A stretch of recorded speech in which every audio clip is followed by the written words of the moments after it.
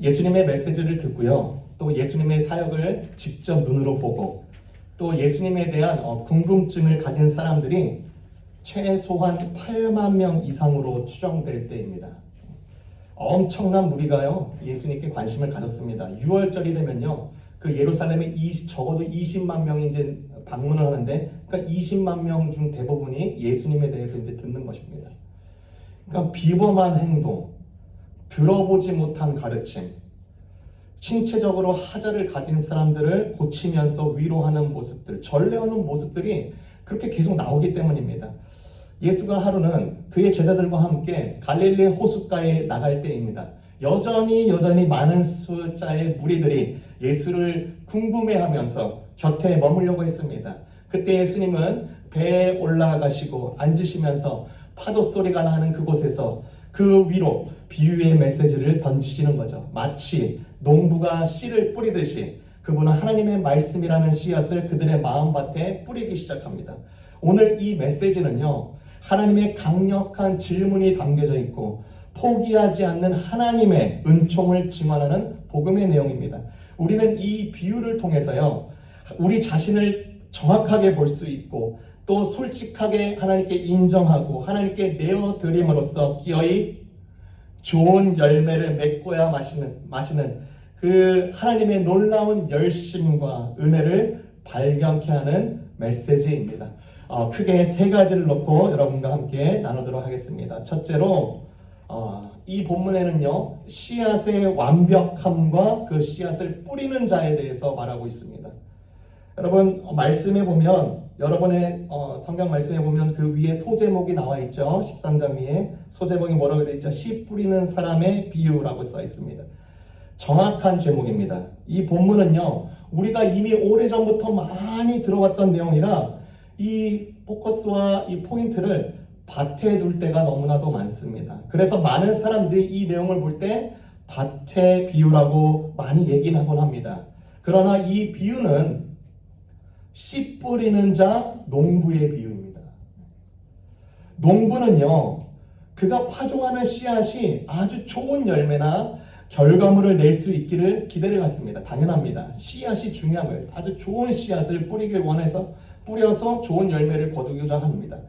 이렇게 씨앗이 아주 작고 보잘것 없는데 그 안에는요 이 농부는 무엇을 보죠? 숲을 보는 것입니다. 숲을 봐요.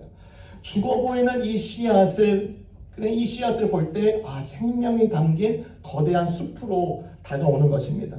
여러분 일본에서 실제로 있었던 일입니다. 1000년 전에 교토에서 연꽃 씨앗을 발견했습니다. 과학자들이 시험 삼아서 이 씨앗을 한번 심어봤는데 실제로 발화해서 꽃을 피우게 됩니다. 그러니까 단지 1000년 동안 잠들었을 뿐이지 힘있게 살아있는 생명의 씨의 모습을 담고 있습니다.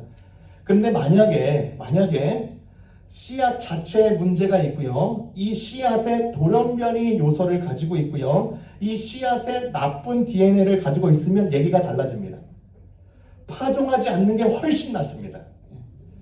여러분 요즘에는요 이 씨앗을 변형시키려고 하는 노력들이 많이 있습니다.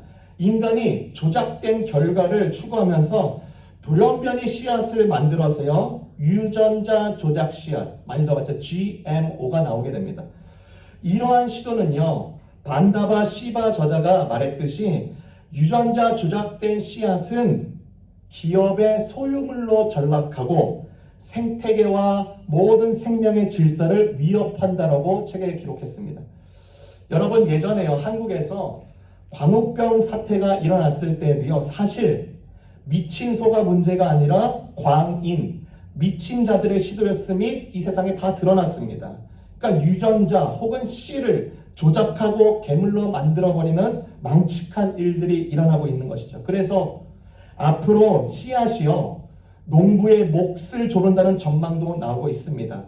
채취한 종자가 발화는 하지 않고 해마다 종자를 구입해야 하는 종자 전쟁도 예견하고 있습니다. 그만큼 원래의 씨를 가만 냅두지 않고 실험을 계속 거듭하면서 이 씨앗의 DNA가 망가지고 있다는 것이죠. 이 씨앗의 변형, 이 씨앗의 조작은 단지 물리적인 것에만 국한되지 않습니다. 잘못된 사상의 씨앗, 그쵸? 부패한 철학의 씨앗, 부정의 씨앗은 얼마든지 우리 곁에 있습니다. 도예토예프스키 작가는요, 세상에 악이 존재한다면 그것은 인간 내면에 뿌려진 부정의 씨앗 때문이다 라고 말을 했습니다. 여러분, 아인슈타인이 그가 생전에 편지로 남긴 프로젝트가 있었습니다. 맨해튼 프로젝트. 인간을 보호할 과학의 씨앗이었던 핵 물리학이 결국 인류를 위협하는 무기가 되었던 것입니다.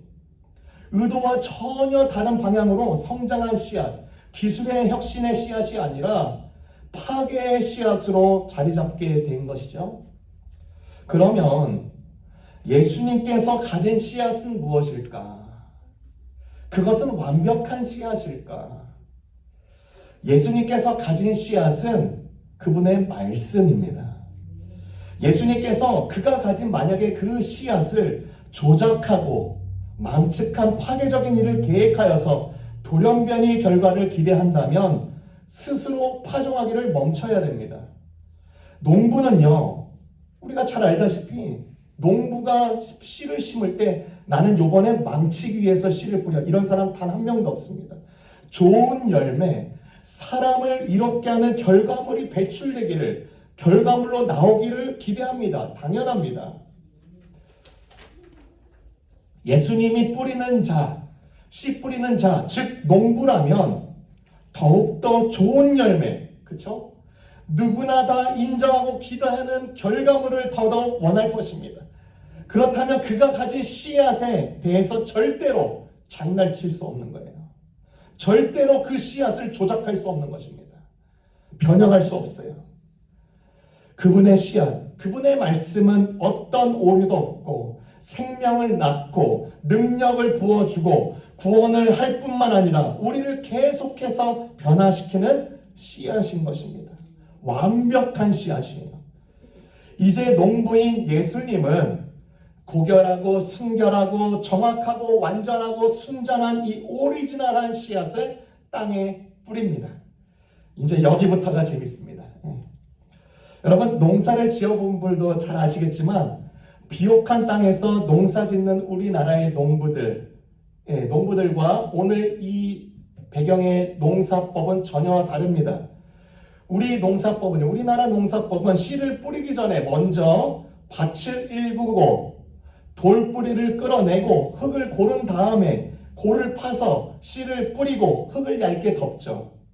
그런데 당시 이스라엘 땅은요, 너무나도 좋지 않은 땅이기 때문에 전혀 다른 농사법을 해야 됐습니다. 밭이라고 해야 강야 같은 별반 다름없는 돌뿌리, 돌투성에다가 잡초가 무성한 그런 땅입니다. 그러니까 그래도 그나마 좋아 보이는 땅, 그리고 저쪽에 좋아 보이는 땅 사이에 있는 돌이 난 그 길을 걸어 다니면서 흩어뿌립니다. 씨를 사방으로 흩어뿌려요. 뿌리고 나서 밭을 가는 거예요. 전혀 정반대입니다. 여러분의 주보에 나와 있는 그 그림의 첫 장면의 그 모습을 흩어뿌립니다. 흩어뿌려요. 이렇게 뿌려진 씨는 길가에도 뿌려지고요, 돌짝밭에도 뿌려지고요, 가시덤불에도 뿌려지고요, 좋은 땅에도 뿌려지곤 합니다. 여러분 어떻습니까? 이 농부 굉장히 비효율적인 모습 아닙니까? 그렇죠? 좋아 보이는 땅에다가 차라리 왕창 씨를 뿌려가지고 100배, 1000배 수익을 남기는 게 훨씬 나아 보입니다. 그게 똑똑한 농부죠. 그런데 비유성 농부는 아무리 땅이 고르지 못하고 농사법이 다르더라도 길가로, 돌짝밭으로, 가시덤불 쪽으로 아낌없이 씨앗을 뿌립니다. 세상 논리로는요, 빵점이고요, 비효율적이고 비경제적인 낭비입니다. 그 농부가 만약에 제가 그 옆에 있었으면요, 호통을 쳤을 것입니다. 에이, 이 사람이야, 이거 농사의 농자도 모르네, 이건. 왜 너무나도 이렇게 좋은 씨앗인데 완전한 씨앗을 이 농부는 그렇게 할까? 바로 이 지점에서 하나님의 열심을 발견하게 되는 것입니다. 씨 뿌리는 자가요, 이처럼 낭비적으로 씨를 뿌리는 것은 그 안에 실패를 두려워하지 않는, 생명을 향한 하나님의 포기할 줄 모르는 사랑과 열심이 담겨져 있기 때문에 그렇게 뿌리는 것입니다. 좋은 땅, 좋은 사람에게만 씨 뿌리지 않으시고요. 길가 같은 사람, 돌밭 같은 사람, 가시 같은 사람을 지나치지 아니하시고 당신의 순전한 씨앗을, 말씀을 던지시는 농부가 우리 하나님이라는 거예요. 그분의 열심인 것입니다. 여러분, 시편에 아주 유명한 구절이 있죠. 시편 126편의 5절에서 6절. 눈물을 흘리며 씨를 뿌리는 자는 기쁨으로 거두리로다. 울며 씨를 뿌리러 나가는 자는 반드시 기쁨으로 그 곡식단을 다지고 돌아오리로다. 구약의 내용에 구약 이스라엘 백성들이 포로로 잡히고 있었을 때 포로된 자신의 백성들이 예루살렘으로 돌아올 수 있도록 눈물을 흘리면서 씨를 뿌린 사람이 누굽니까? 하나님이십니다. 돌밭 같은 백성인 줄도 아시면서도, 가시밭 같은 자들인 줄도 아시면서도, 세차고 거친 길가와 같은 자들도 아시면서도 그 위에 씨를 뿌리지를 멈추지 아니하시고 자신들의 백성을 끝까지 인내하시고 사랑을 보여주신 분이 누굽니까? 하나님이십니다. 이처럼 하나님은 인간의 망가진 마음밭의 상태에도 불구하고 그들에게 지속적으로 당신의 순전하시고 온전하시는 말씀의 씨앗을 계속 뿌리십니다. 이러한 하나님의 강력하고 끈질긴 이 열심을 이 마음속에, 이 머리에, 염두에 두고 그 말씀의 씨앗을 받는 밭을 이제 보도록 하겠습니다. 두 번째입니다. 절망의 밭에서 피어나는 희망, 하나님의 열심이 기경하는 갱생, 리뉴얼입니다. 예수님은 어떻게 보면 이 비유가요, 그동안 말했던 비유 중에서 가장 첫 번째 비유입니다. 왜 갑자기 농사 얘기를 하셨을까? 이때 당시에는 말씀드렸다시피 예수님의 사역을 직접 눈으로 볼 수도 있었습니다. 직접 예수님의 음성을 들을 수 있었습니다. 누구나 손만 뻗으면 잡을 수 있는 거리에 예수님이 살고 계셨습니다. 지금 예수님께서 이 비유를 말씀하실 때에도 상당한 무리가 곁에 있었습니다.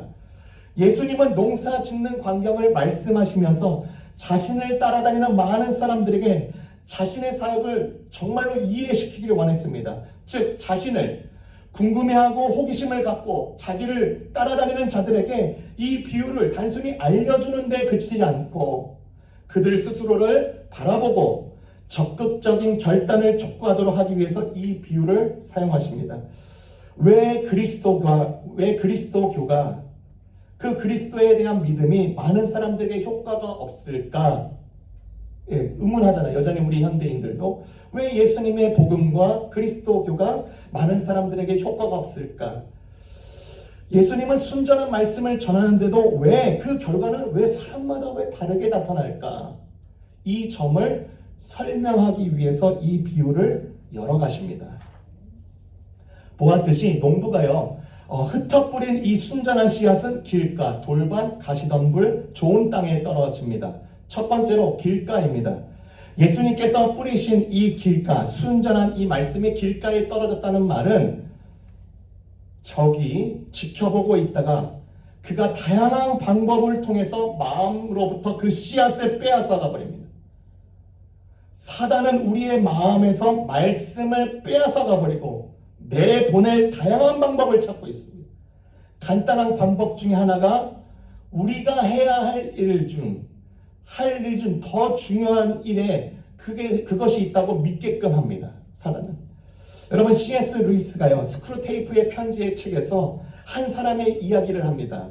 그 내용이 이래요. 그 사람은 어떤 생각을 해내다가 하나님이 실제 하신다는 결론에 이르렀다는 그 막 결론을 내려는 순간에 지금이 점심시간이라는 생각이 들었다.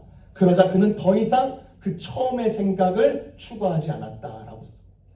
이것이 길가에서 일어나는 방식입니다. 씨앗을 받을 때 스쳐 지나갑니다. 받은 것 같은데 스쳐 지나가요. 하나님의 말씀에 대한 현대인의 냉소주의, 회의주의가 이런 경우가 될 수가 있습니다. 두 번째, 돌짝밭입니다. 돌짝밭은요, 흙이 얇고 그 다음에 돌이 많으니까 싹이 나오긴 합니다. 나오긴 하는데 해가 뜰 때 흙이 깊지 않으니까 그것이 타고 뿌리가 이렇게 발아되지 않자 말라버립니다. 여러분, 하나님의 말씀을 들을 때 돌짝밭들은요 신나합니다. 감정적으로 기분을 표현. 저 말 맞지. 저거 나한테 딱 맞는 말이네. 그런데 진정한 회개는 없습니다. 그들 마음에 다른 것들이 너무나도 많습니다. 믿음을 잠시 유지하다가 말씀 때문에 일어나는 시련과 박해와 어려움에 닥치면 불쾌해합니다. 돌아서면서 이렇게 말을 합니다. 내가 원한 건 이런 게 아니야. 뿌리가 내려지지 않으면 좋은 소식, 좋은 씨앗은 시들어버리는 것입니다. 우리는요 감정적이고 감성적이고 즉각적인 반응을 중시하는 시대에 살고 있습니다. 좋기도 하지만 위험한 거죠. 뜨거운 예배, 감동적인 간증에는 쉽게 열광하고 난리를 치는데 말씀이 요구하는 지속적인 헌신, 자기 부인, 고난의 과정 앞에서는 쉽게 뒷걸음질 칩니다. 돌짝밭이죠. 세 번째, 가시덤불 땅입니다. 씨앗이 뿌리가 내리긴 내렸는데 문제는 외부에서 자라는 가시덤불입니다. 가시들은요 씨앗이 파종되어 뿌리를 내렸을 때 잘 자라고 있는데 우리가 다른 것들에 정신이 너무나도 팔리게 하여서 그 씨앗이 올라오는 그 기운을, 모든 기운을 질식시켜 버리게 만듭니다. 이 세상의 염려들이 가시고요, 재정 상태를 유념하는 게 가시고요, 전쟁, 사회적인 긴장, 기근, 경제 시스템 붕괴, 온갖 가시들이 나를 짓눌러서 질식하게 만드는 것입니다. 우리는 끊임없이 더 나은 삶, 더 많은 소유, 더 큰 성공을 추구합니다. 그러나 이 좋아 보이는 욕망들이 가시가 될 때가 있습니다. 그래서 말씀의 성장을 방해하는 치명적인 가시가 되어서 우리를 찌를 때가 많습니다. 질식시키는 것.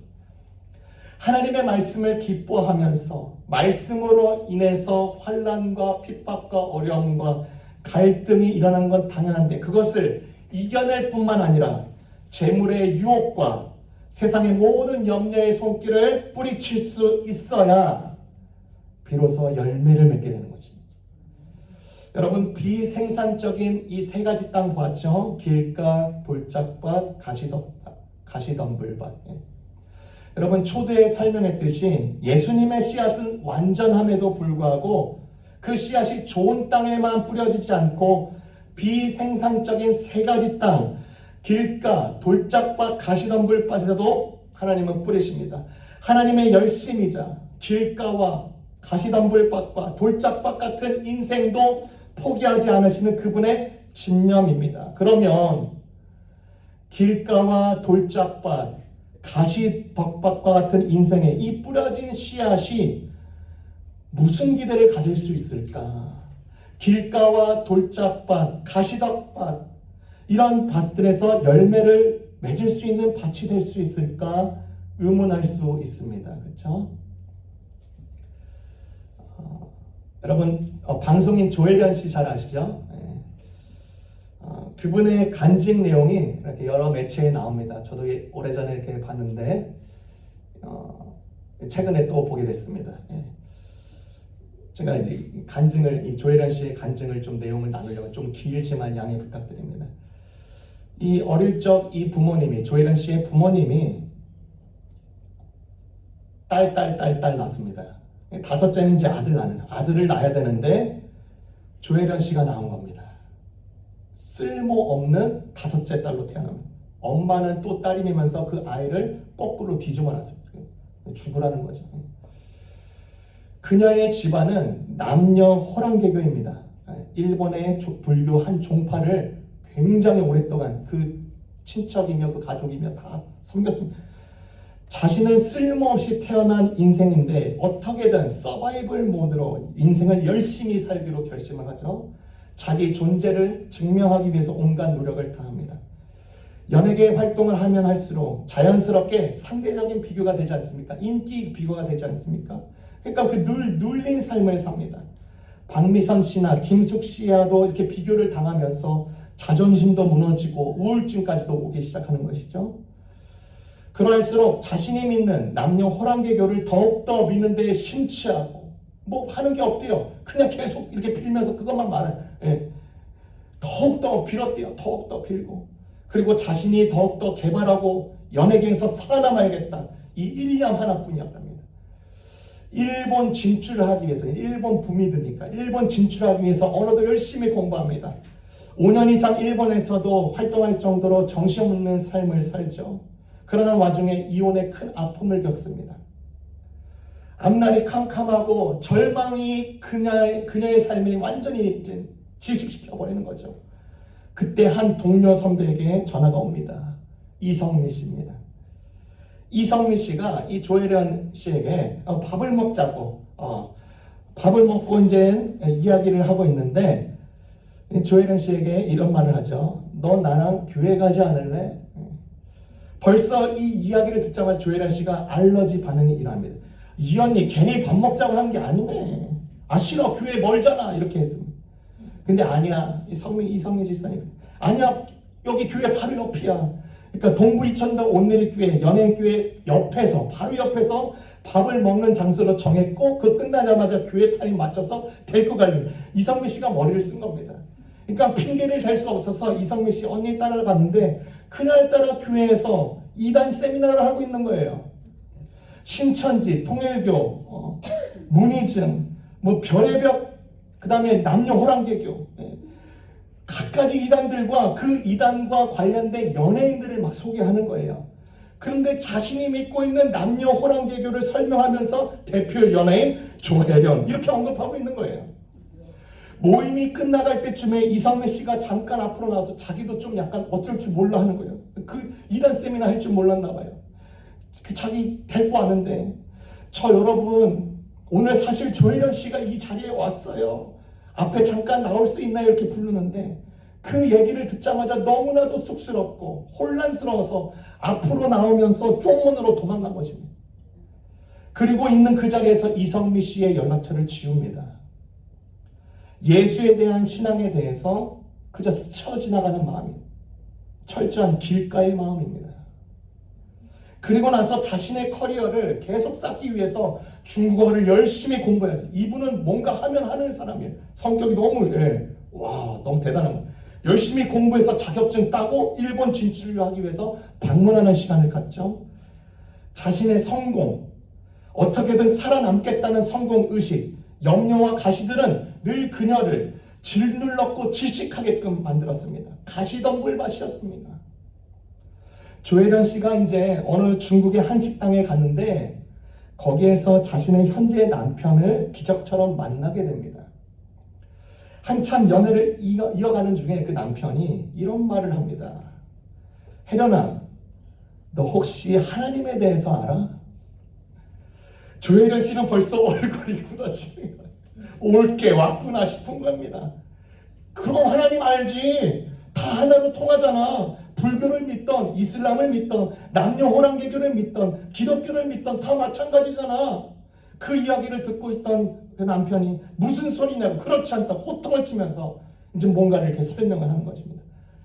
그리고 한참 뒤에 이 남편이 이 와이프한테 조혜련 씨에게 나랑 같이 교회 한 번만 가면 평생 존댓말을 할게 이렇게 말하는 겁니다.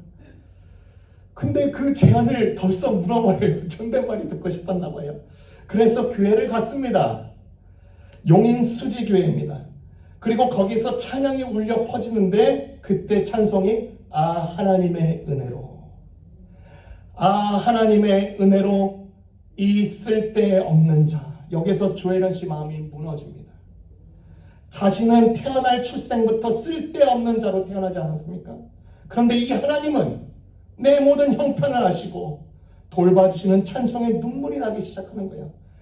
그리고 그때 예배를 드리고 있는데 이제 설교 시간이 된 것입니다. 아직도 생각이 나는 거예요. 아직도 출애굽기 32장 출애굽기 32장을 피세요. 이제 앞에 사회자가 하는데 조혜련 씨가 남편에게 물어 출애굽기가 뭐야? 무슨 구이야? 이거는 출애가 뭐야? 국기도 다양한 국기도 있네. 남편에게 물어보니까 남편이 조용히 하고 설교 똑바로 들어요.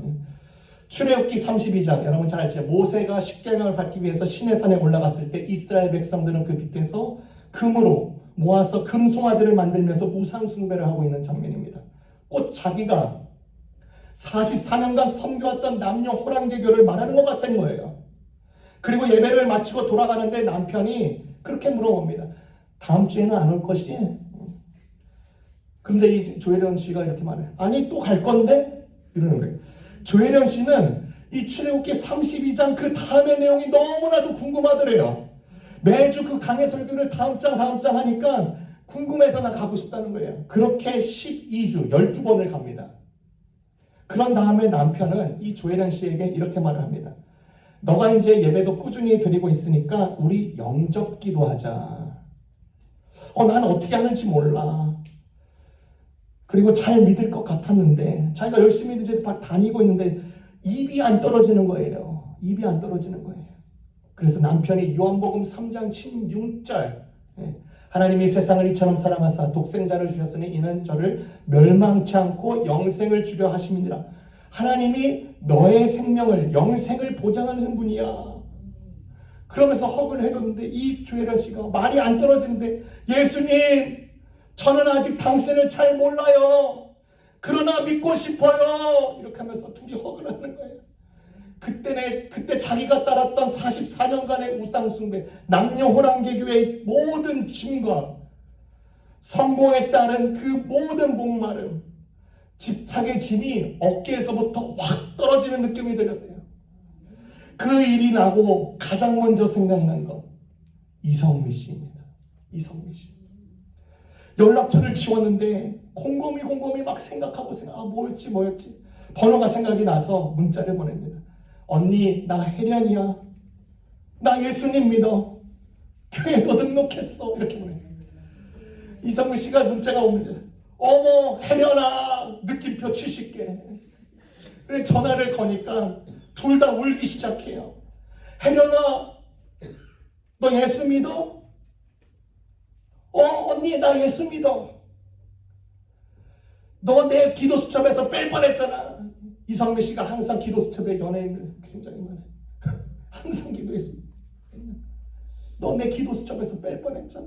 너무 감사해. 사랑하는 성도 여러분, 조혜련 씨의 긴 간증을 나누면서 그녀가 길가에서 돌짝밭, 가시덤불에서 어떻게 좋은 밭으로 가게 되었는지 엿보게 됩니다.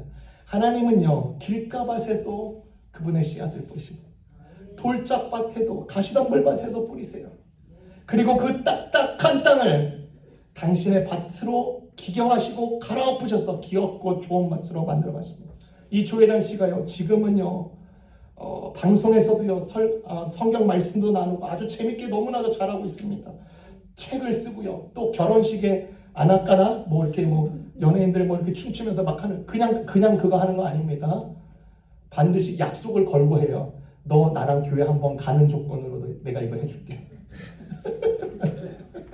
너무나도 멋있게 좋은 땅, 좋은 열매가 너무나도 맺히고 있어요. 마지막입니다. 세 번째, 열매로 증명되는 좋은 밭.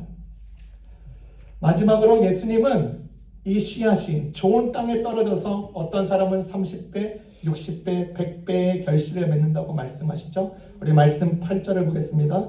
그러나 도라는 좋은 땅에 떨어져서 열매를 맺었는데 어떤 것은 100배가 되고 어떤 것은 60배가 되고 어떤 것은 30배가 되었다. 23절들 볼게요.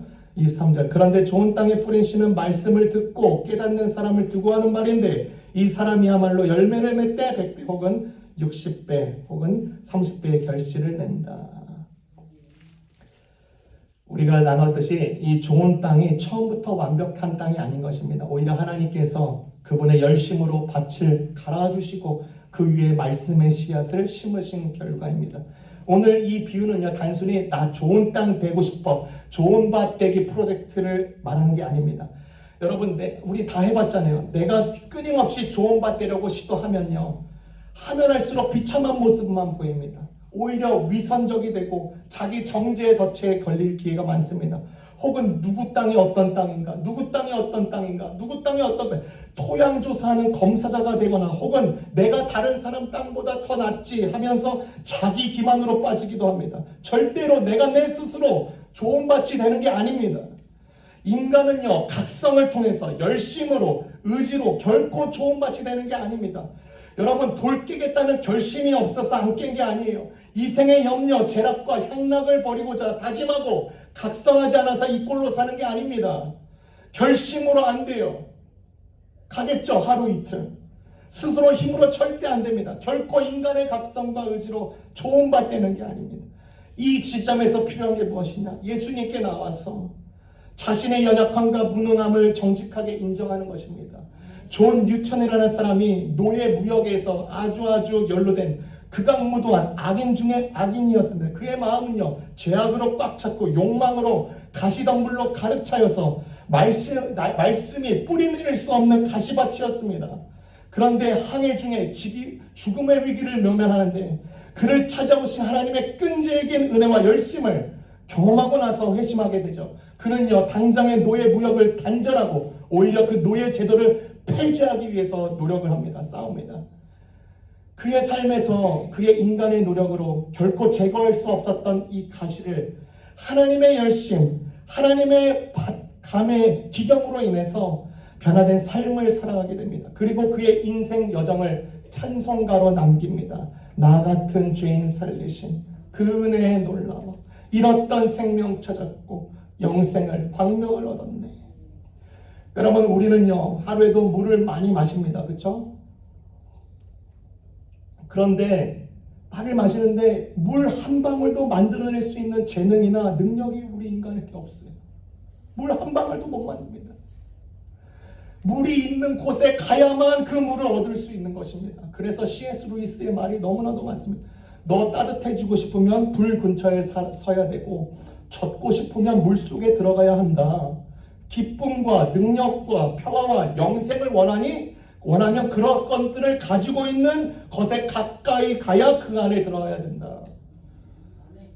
우리가 때로요, 돌박 같은 인생의 나락에서 가시덤불로 인하여서 질식당하면서 나의 중심이 계속 흔들려버리는 지점에서 바로 그 순간이 하나님께서는요, 내가 불가능한 곳에 들어가서 돌을 치우겠다, 가시덤불을 제거하겠다, 딱딱한 길바닥에 균열을 내고 내가 들어가겠다 하시는 것입니다. 내 자신을 증명하기 위해서 애쓰는 삶이 아니라 이 비유가 말하는 핵심처럼 내가 어떤 밭인지 진단하는 차원이 아니라 어떠한 밭도 포기하지 아니하시고 찾아오시는 이 하나님의 놀라운 칭령, 열심, 은혜 그 자체인 것입니다. 그래서 이사야 9장 7절에 그렇게 말을 하죠. 만군의 여호와의 열심이 이를 이루리라. 그래서 우리는 하나님의 사랑을 얻기 위해서 노력하는 게 아니고 하나님의 사랑을 받고 하나님의 은총을 받았다는 이 사실 때문에 우리는 우리의 몸이 움직이고 노력을 하게 되고 우리가 힘있게 살아가도록 되는 것입니다. 이 하나님의 조건 없는 이 은총의 씨앗이 우리의 마음 깊숙한 곳에 심겨질 때 그 사랑의 감격은 우리 삶에서 꿈틀꿈틀 되기 시작합니다. 그래서 우리의 삶이 조금씩 계속 바뀌어가고 그리고 저와 여러분 이 공동체를 통해서 좋은 열매를 맺게 되는 것입니다. 기도하겠습니다. 주님